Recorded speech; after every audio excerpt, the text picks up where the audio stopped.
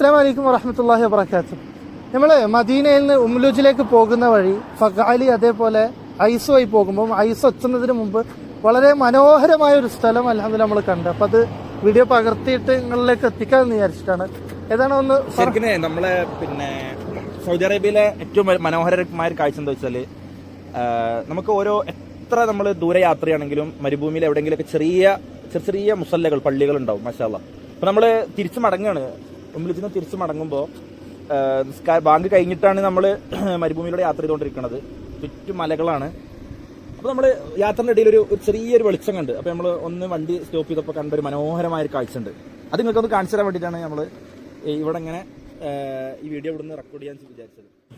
ശരിക്കും പള്ളി ഉണ്ടാക്കുന്ന ആൾക്ക് എത്ര കൂലി ഉണ്ടാവും അല്ലേ? മാഷാ അല്ലാഹ്. ശരി, നമ്മളിങ്ങനെ ആലോചിച്ച് നോക്കണത് ഇപ്പൊ സലീഫ് പറഞ്ഞ പോലെ ഇപ്പൊ ഇവിടെ ഈ പള്ളി ഉണ്ടാക്കിയ ഒരാളുണ്ട്, അത്രയും വിശാലമായ അല്ലെങ്കിൽ ഇങ്ങനത്തെ ഒരു ഏരിയയിൽ ഈ ഒരു പള്ളി ഉണ്ടാക്കിയ ആള്. ഇത് ശരിക്കും നമ്മൾക്ക് പള്ളി ഉണ്ടാക്കുന്നതിനെ കുറിച്ചുള്ള ഒരു കാഴ്ചപ്പാട് തന്നെയാണ് ശരിക്കും തരുന്നതെന്നാണ് ഞാൻ മനസ്സിലാക്കുന്നത്. കാരണം നബി സല്ലല്ലാഹു അലൈഹി വസല്ലം തങ്ങൾ പറഞ്ഞ വാക്ക് ശരിക്കും നമുക്ക് ബോധ്യപ്പെടണം. അതായത് ഇപ്പൊ പള്ളി ഉണ്ടാക്കിയ ആൾക്ക് പറഞ്ഞ പുണ്യം അയാൾക്ക് സ്വർഗത്തിലൊരു ഭവനം അള്ളാഹു ഉണ്ടാക്കി കൊടുക്കുന്നതാണ്. പക്ഷെ പലപ്പോഴും നമ്മളൊക്കെ മനസ്സിലേക്ക് വരുന്ന ഒരു സങ്കല്പം എന്ന് പറഞ്ഞാൽ ആ പള്ളി എന്ന് പറഞ്ഞാല് ഭയങ്കര വലിയ പള്ളിയായിട്ടാണ് വരിക. ഭയങ്കര വലിയ പള്ളിയായിട്ടാണ് നമ്മളെ മനസ്സിൽ സ്വാഭാവികം. ഇപ്പൊ ഇതും ഒരു മുസല്ലയാണ്, ഒരു പള്ളിയാണ്. ഇതിൽ എത്രയോ ആളുകൾ വരുന്നുണ്ട്, നിസ്കരിക്കുന്നുണ്ട്.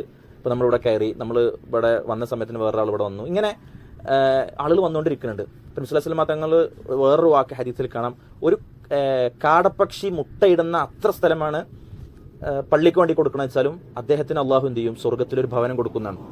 അപ്പോൾ ശരിക്കും നമ്മളെ കാഴ്ചപ്പാടുകൾ തന്നെ മാറ്റുന്ന ഒരു ഹദീസാണ് പള്ളി നിർമ്മാണവുമായി ബന്ധപ്പെട്ട വിഷയത്തിൽ. ഇസ്ലാം വലിയ പുണ്യമുള്ള കാര്യമാണ്. അപ്പോൾ നാട്ടിൽ പക്ഷേ ഒരു വലിയ പള്ളി നമ്മൾക്ക് ഉണ്ടാക്കാൻ പറ്റിയിട്ടില്ല എന്നുണ്ടെങ്കിലും ഒരു മുസല്ല നമുക്ക് കൊടുത്തൂടെ?